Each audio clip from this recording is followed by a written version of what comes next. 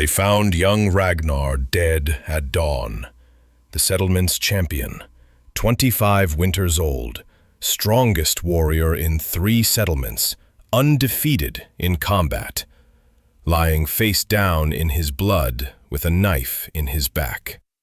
And when the guards asked who could kill such a champion, everyone pointed at me, at Thorsten the Grey, the legend who'd been champion 40 years ago. The old man who everyone said was jealous of the young warrior's success. If you believe age can make you invisible, even when you're innocent, hit subscribe. This story shows how legends die twice, once in body, once in reputation. My name is Thorsten. I'm 65 winters old. I was a Viking champion once, 40 years ago, won 100 duels, killed 50 enemies, built a reputation that lasted decades. Then I got old, got gray, got slow, retired from fighting, started training young warriors instead, passing knowledge to the next generation, living on memories and respect. Ragnar was my student. I trained him from age 15, taught him everything: how to read opponents, how to conserve energy, how to turn defense into attack. He was talented, natural fighter. Within 5 years, he'd surpassed me, become champion, started winning tournaments I could never enter anymore. And people said I was jealous, said I hated watching my student eclipse my legacy, said old warriors can't accept being replaced. Thorsten must have killed him, they whispered. Couldn't stand that Ragnar was better. Couldn't accept that the young champion made people forget the old legend. So he murdered him, stabbed him in the back like a coward because he's too weak to fight fair. The guards arrested me that morning, dragged me from my home while I was eating breakfast. My hands shook from age, not fear. My back was bent from old wounds. I could barely lift my own sword anymore, but they thought I murdered a champion warrior in his prime. "Where were you last night?" the captain demanded. "Home, sleeping, same as every night. I'm 65. I don't go out at night. I go to bed at sunset and wake at dawn. That's old age." "Ragnar was killed between midnight and dawn. You say you were home alone?" "My wife was there. She'll testify." "Wives always lie for husbands. Anyone else? Any witnesses who aren't family?" "No, just me and my wife. We're old. We don't have visitors at midnight." They threw me in the holding cell. Within hours, people gathered outside, shouting, accusing. Some of Ragnar's friends wanted to break in and kill me themselves. Revenge for their fallen champion. The guards held them back. Barely. "You were jealous," someone screamed. "Jealous that he was better, that he made people forget you, so you killed him like a coward." "I trained him," I said through the bars. "Why would I kill my own student? Why would I destroy what I built?" "Because you couldn't stand being forgotten, couldn't stand being the old champion while he was the current champion. You wanted to be remembered, so—" "You murdered him and made yourself the story. Made yourself matter again." The logic was insane, but people believed it, wanted to believe it, because it made sense to them. Because old warriors being jealous of young ones was a common story, a believable narrative, easier than investigating, easier than finding real evidence. The trial was set for 3 days. 3 days to prove I didn't murder my own student. 3 days to show that a 65-year-old man with arthritis and shaking hands couldn't overpower a champion warrior in his prime. 3 days to find the real killer before I hanged for jealousy I didn't feel. My wife Astrid visited that night. "They're calling for your execution, saying you're a disgrace, that you destroyed your own legacy, that you should have died with honor instead of murdering with jealousy." I didn't kill him. I couldn't kill him even if I wanted to. Look at me, Astrid. I can barely hold a cup. My hands shake. My back hurts. How could I overpower Ragnar? How could I sneak up on a warrior trained to hear everything? How could a dying old man murder a champion? They don't care about logic. They care about narrative. And the narrative they want is jealous old warrior kills successful young champion. That story makes sense to them. That story fits their expectations. Then we need a different story, a true story. We need to find who really killed Ragnar. We need evidence. How? You're locked in here. I'm an old woman. We have no power, no influence. No one will listen to us. Find his girlfriend, Signa. She loved him. She'll want real justice, not convenient justice. She'll help investigate if you ask her. Astrid found Signa the next morning. The girl was devastated, broken. She'd loved Ragnar, planned to marry him. Now he was dead, and everyone said my jealousy killed him. Did Thorsten do this? Signa asked. Did he really murder Ragnar out of jealousy? No, Astrid said firmly. Thorsten is too old, too weak. He could barely hurt anyone anymore. But someone killed Ragnar. Someone strong enough to overpower him. Someone who had reason to want him dead. We need to find who. We need your help. Why would I help the man accused of killing him? Because you want real justice, not easy justice. You want the actual killer punished, not just whoever's convenient to blame. Help us investigate. Help us find truth. If Thorsten is guilty, evidence will prove it. If he's innocent, evidence will show who really killed the man you loved. Signa agreed. Together, she and Astrid started investigating, asking questions, looking for evidence the guards ignored, looking for truth instead of convenient narrative. Signa started with the obvious question. Who benefited from Ragnar's death? Who gained something from the champion being gone? The answer wasn't me. I gained nothing. Lost my best student, lost someone I'd trained for a decade, lost someone carrying on my legacy. His death hurt me, didn't help me. But someone else gained everything. Erik, the second best fighter in the settlement. The man who'd lost to Ragnar in every tournament for 3 years. The man who'd been humiliated repeatedly. The man who'd sworn he'd be champion someday. With Ragnar dead, Erik became champion by default, became the best fighter, became what he'd always wanted. Erik hated Ragnar, Signa told Astrid. He never admitted it publicly, but I saw it. The way he looked at Ragnar after losing, the rage, the humiliation, the absolute hatred. He wanted Ragnar dead, wanted him gone, wanted to stop losing to him. But Erik is strong, skilled. Why would he kill Ragnar instead of beating him fairly? Because he couldn't beat him fairly. Ragnar was better. Erik knew it. Everyone knew it. Erik would never win a fair fight. So he killed him unfairly, stabbed him in the back, murdered him, and let everyone blame Thorsten. Would you kill your rival if you couldn't beat them fairly? Comment what ambition makes people do. We need proof. Need evidence Erik was near Ragnar that night. Need something that places him at the murder scene. Signa investigated, asked questions, talked to people who'd been out that night, found a witness, a drunk who'd been stumbling home around midnight. He'd seen 2 figures arguing near Ragnar's house. One was definitely Ragnar. Tall, strong build, champion's posture. The other was smaller, but still muscular. Fighter's build. They'd been arguing about something, voices raised. Then they'd gone inside together. Did you recognize the second man? Signa asked. Too dark, too drunk. But his size matched Erik. His build, his way of moving. Could have been him. Could have been someone else. Can't be certain. Not enough. Not definitive. But it was something. It placed someone with Erik's build near Ragnar shortly before his death. It suggested conflict, argument, motive. But it wasn't proof. Wasn't enough to overturn my conviction and accuse Erik instead.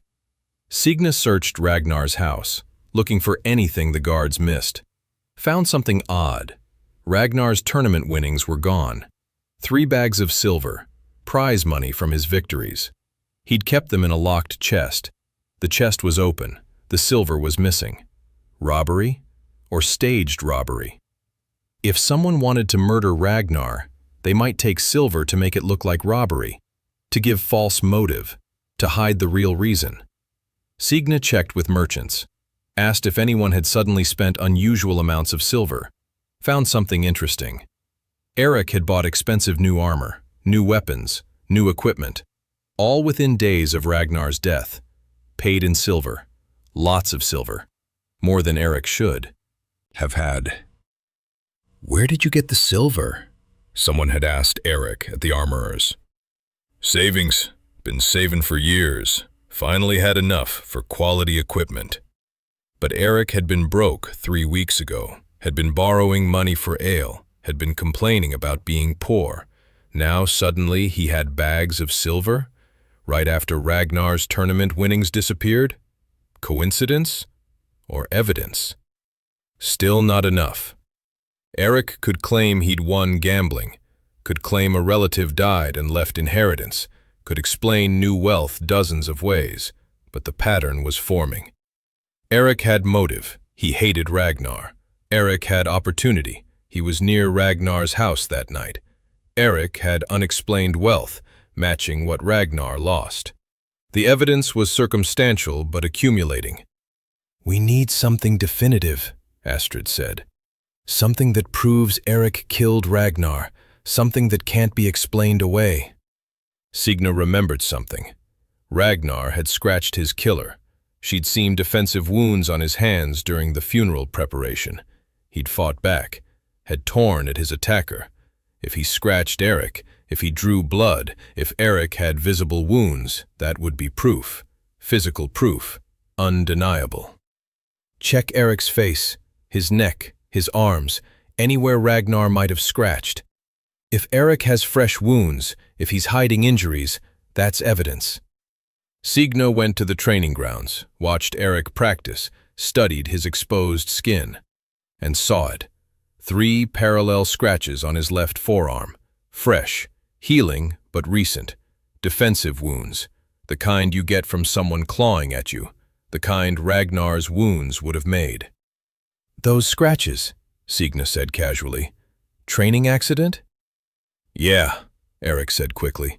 "Sparred yesterday. Someone's axe caught me. Just scratches, nothing serious." But yesterday was 4 days after Ragnar's death. Those scratches were older than Erik claimed.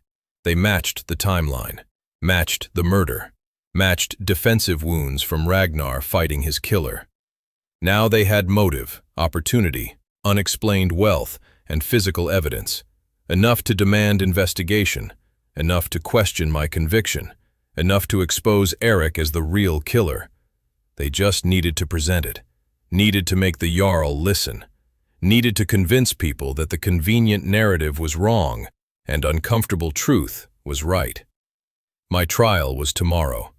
Tomorrow would decide everything, whether I hanged for jealousy I didn't feel, or whether Erik was exposed for murder he absolutely committed. The trial assembled at dawn. 200 people gathered. Everyone expected to watch me hang. Expected to see the jealous old warrior get justice. Expected confirmation that I'd murdered my student out of bitterness and envy. The Jarl sat on the platform. Erik stood nearby, not as defendant, as witness, ready to testify about my jealousy, my bitterness, my motive. "Thorsten stands accused of murdering Ragnar," the law speaker announced. "The evidence suggests jealousy.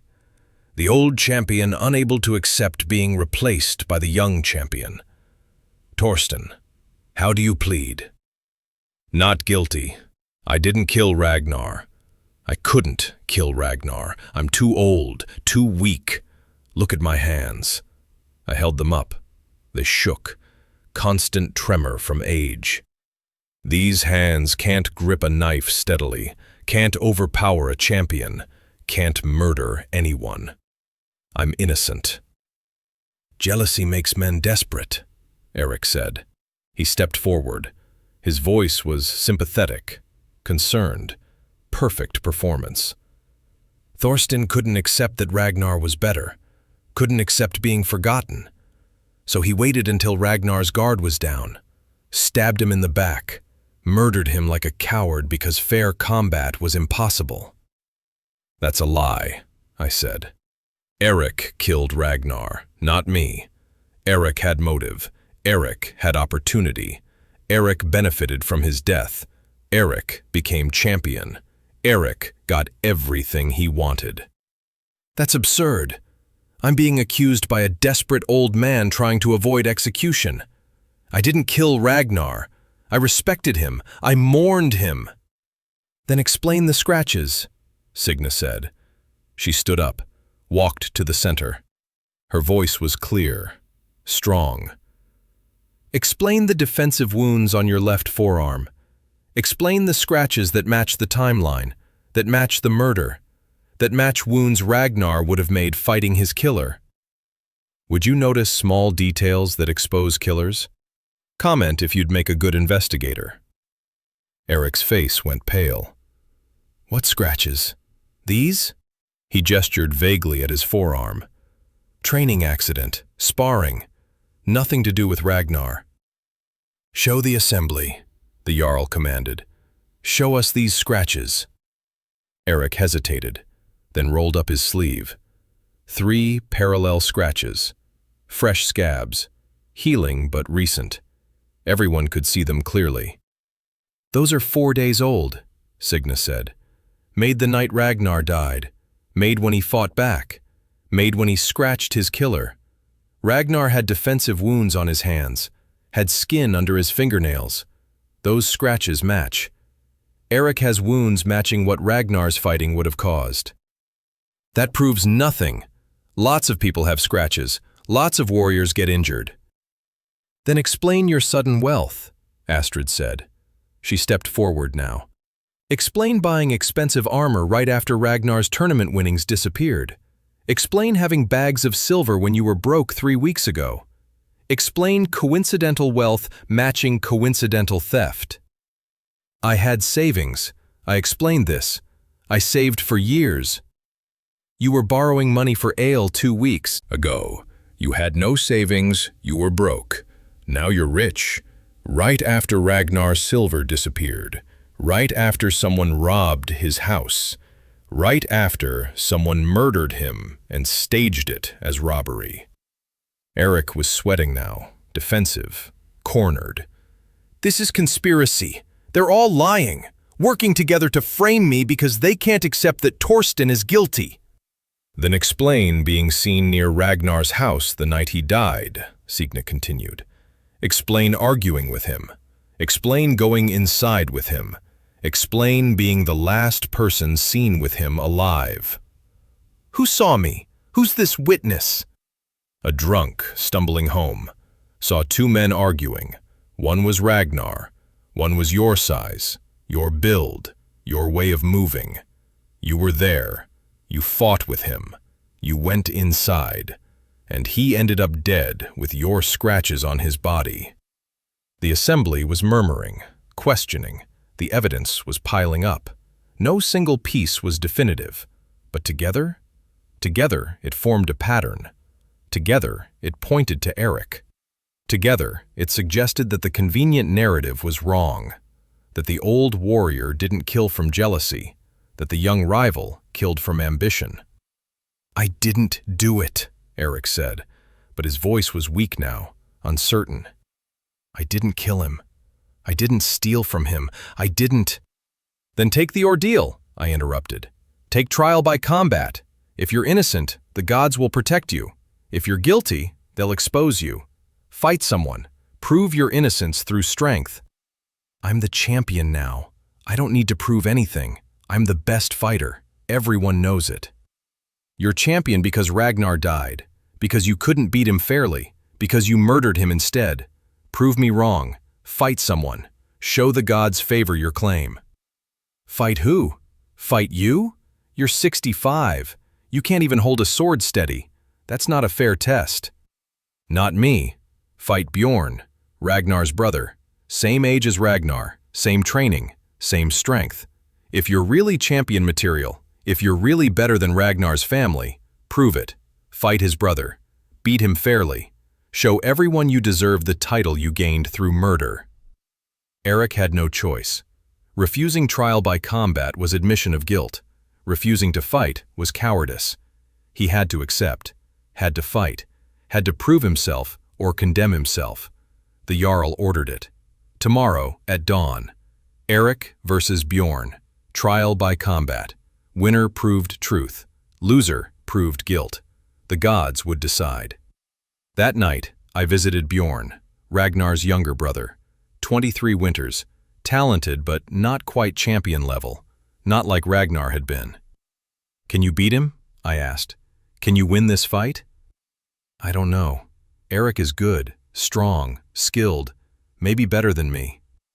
Then I'll train you tonight, one night, everything I know, everything I taught Ragnar, everything that made him champion. I'll give you 40 years of knowledge in 8 hours, and tomorrow you'll beat Erik. You'll avenge your brother. You'll expose a murderer. Deal? Deal. We trained all night. I taught him everything, every trick, every technique, every secret. By dawn, Bjorn was ready. Not perfect, not champion level, but good enough, skilled enough, determined enough. And sometimes determination beats skill. Sometimes rage beats technique. Sometimes justice beats murder. Tomorrow would tell. The combat circle formed at dawn. 200 Vikings surrounded the fighting ground. Erik stood on one side, confident, relaxed. He'd beaten Bjorn in sparring before, had no reason to think today would be different.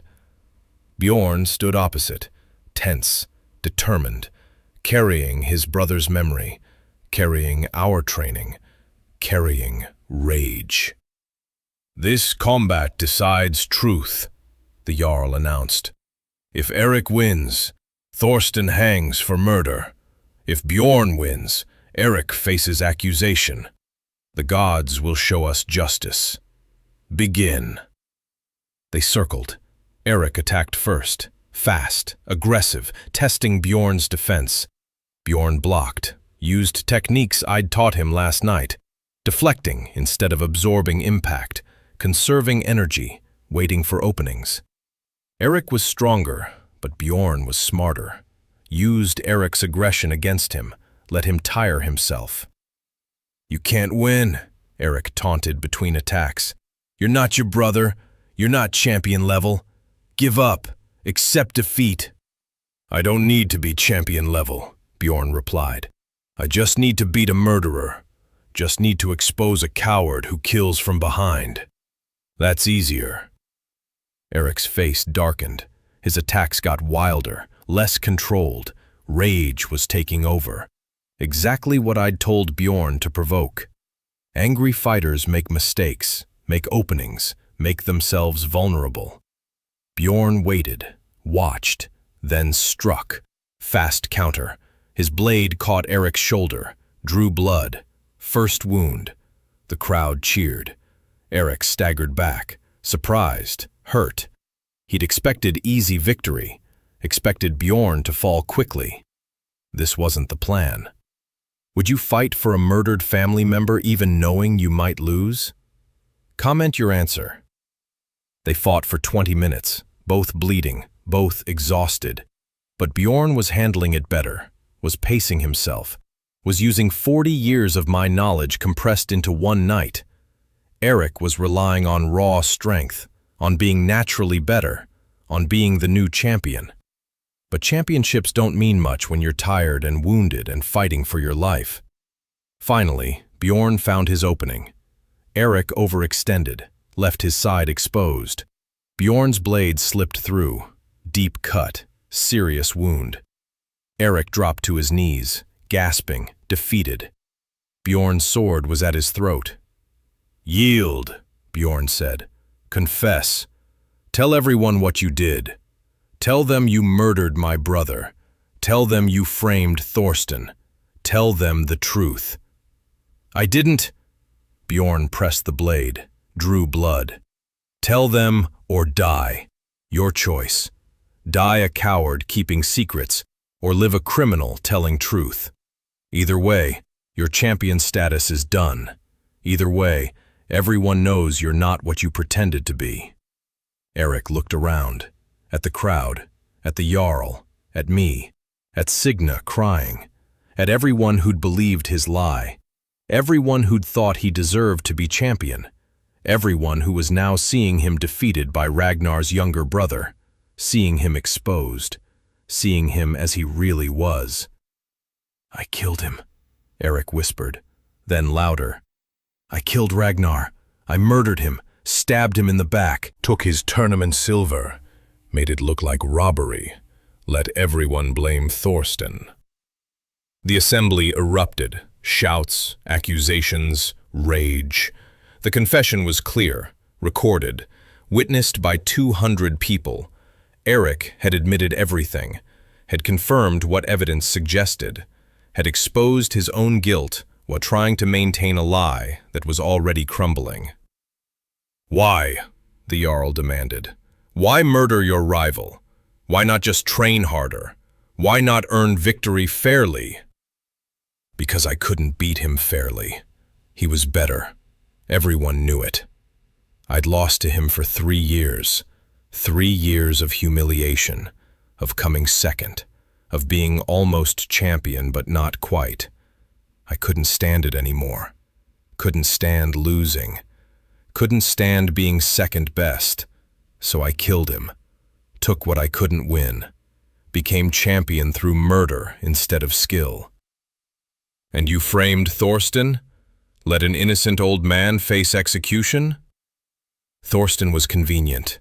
People already believed he was jealous, already whispered that he hated being replaced. It was easy to let them believe their own suspicions. Easy to let the convenient narrative take over. Easy to let an old man hang while I became champion." "You have no honor," Bjorn said. His voice was hollow, broken. "You killed my brother, my teacher, my friend. Killed him because you were too weak to beat him, too cowardly to accept second place. You're not a warrior. You're just a murderer with a sword." They arrested Erik immediately, stripped his weapons, chained him. The trial was over. The truth was exposed. I was free, cleared, vindicated. But it felt hollow. Ragnar was still dead, still murdered by jealousy and ambition. Still gone because someone couldn't accept being second best. The Jarl approached me. "Thorsten, you were wrongly accused, wrongly imprisoned. The settlement owes you apology, owes you restitution. What would you ask?" "Just my reputation back. Just people knowing I didn't kill my student. Just the truth being remembered instead of the lie. That's all I want." "You'll have it, and more. Erik will hang for murder, for framing you, for dishonoring everything warriors stand for. Justice will be served." Erik was executed 3 days later, hanged publicly, died confessing his crimes, died admitting he'd killed Ragnar and framed me, died knowing his championship was false, his reputation destroyed, his legacy nothing but cautionary tale about ambition without honor. Bjorn became champion after, not because he beat Erik in trial by combat, but because the settlement recognized his courage, his skill, his honor. He'd fought for justice, for his brother, for truth. That made him worthy. That made him champion not just in title, but in character. And me?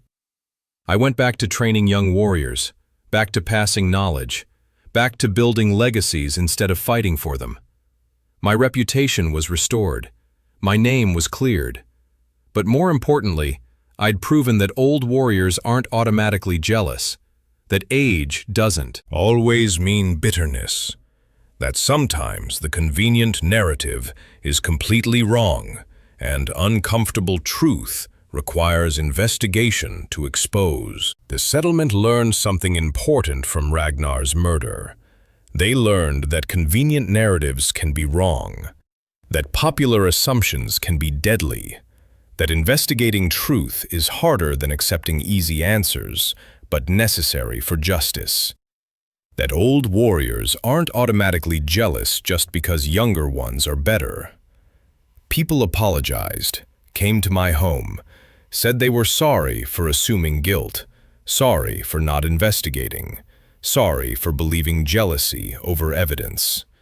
Some cried, some brought gifts, some just wanted forgiveness. I gave it freely. They'd been manipulated by Erik, by his performance, by his lies. They'd believed what seemed logical, what fit their expectations. That's human nature. I couldn't blame them for it. "How did you stay calm?" someone asked. "How did you not rage at being falsely accused, at nearly being executed for something you didn't do?" Rage wouldn't have helped, wouldn't have proven innocence, wouldn't have found the real killer.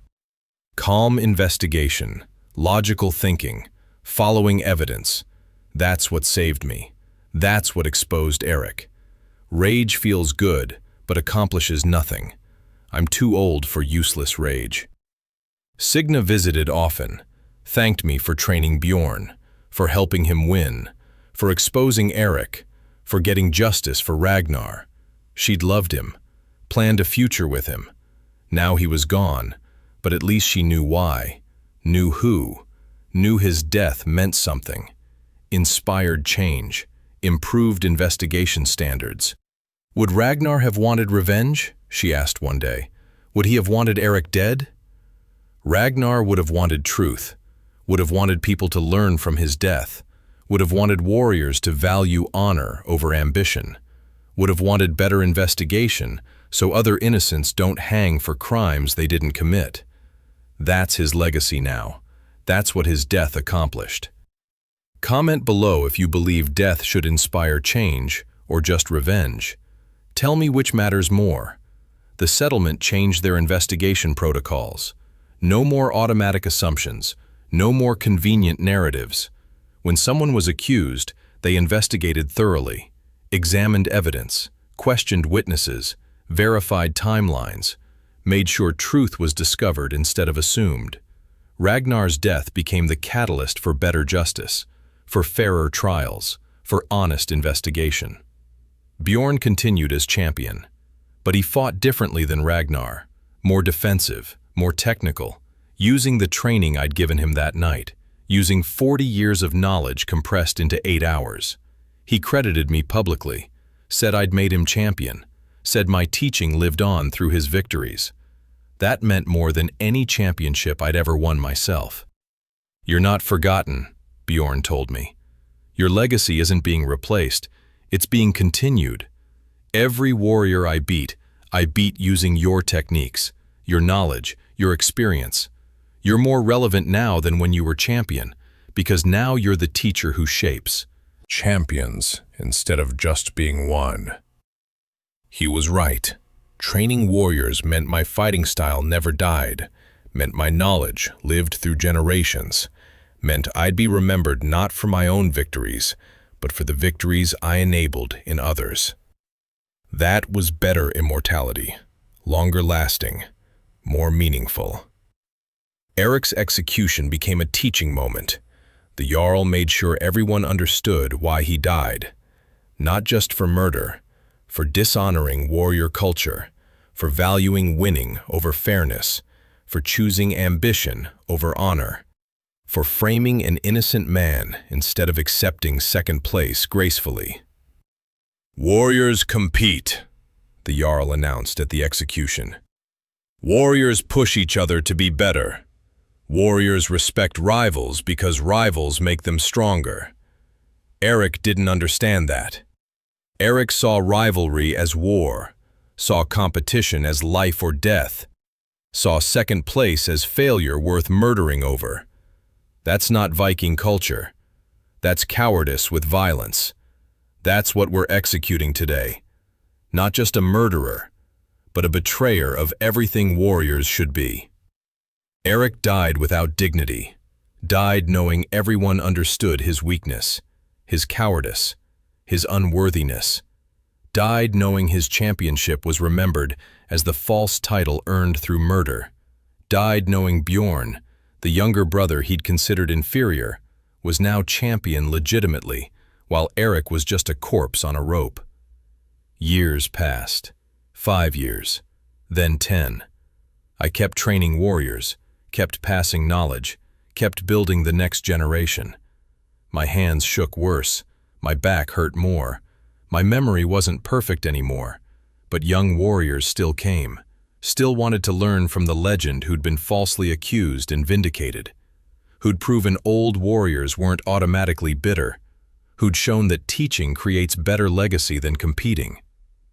If you believe teaching matters more than competing, hit subscribe. Tell me in comments, would you rather be remembered as champion or as the teacher who shaped champions? Which legacy lasts longer? In the world of Vikings, jealousy kills, but truth exposes. Age doesn't mean bitterness unless we choose it, and every tale of false accusations ends with investigation or tragedy. Erik wanted to be champion, wanted glory, wanted recognition, got all three through murder and lost them through exposure, lived as false champion for days, died as known murderer forever. That's the legacy ambition without honor creates. That's what happens when winning matters more than deserving victory. Ragnar died young, died in his prime, died with potential unfulfilled. But his death inspired change, improved justice, made investigations better, protected innocents like me from convenient accusations, made Viking trials fairer. That's meaningful death. That's legacy worth having. I lived old, lived long enough to be falsely accused and vindicated, lived long enough to see my teaching spread through generations, lived long enough to prove old warriors can be graceful, can Celebrate younger champions, can accept being replaced without murdering replacements. That's how aging should work. That's how legends should finish. Not with jealousy and bitterness, with teaching and passing forward, with grace and continuation. My name is Thorsten the Grey. I was a champion 40 years ago. I'm a teacher now. And I'll be remembered not for the fights I won, but for the warriors I shaped. Not for the rivals I beat, but for the champions I trained. Not for personal glory, but for shared knowledge that outlives me. That's victory. That's immortality. That's how old warriors stay relevant without murdering young ones. Through teaching, through grace, through understanding that being replaced isn't death, it's continuation, it's evolution. It's the natural progression that makes us better as a people. Skål, warriors. Skål, teachers. Skål, everyone who understands that training the next generation is more important than defeating them. Until the next saga.